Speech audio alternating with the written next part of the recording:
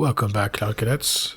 In this video, we're going to get rid of these remote branches. It seems that this is a quirk of Visual Studio, the GUI functionality here, that it doesn't get rid of those when you do fetch after, which is done in other environments, I guess, much better.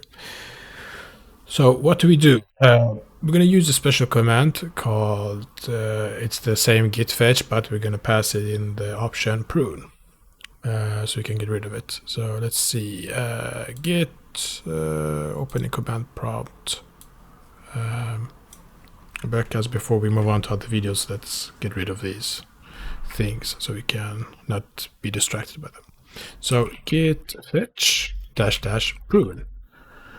And what this happens, it will see, it will check with the shared remote repository and remove any outdated branches, things that are not in use. So let's see what happens.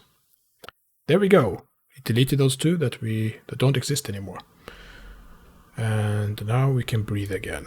We're back to dev and main. Wonderful. All right. Until the next uplink, my fellow Cloud Cadets.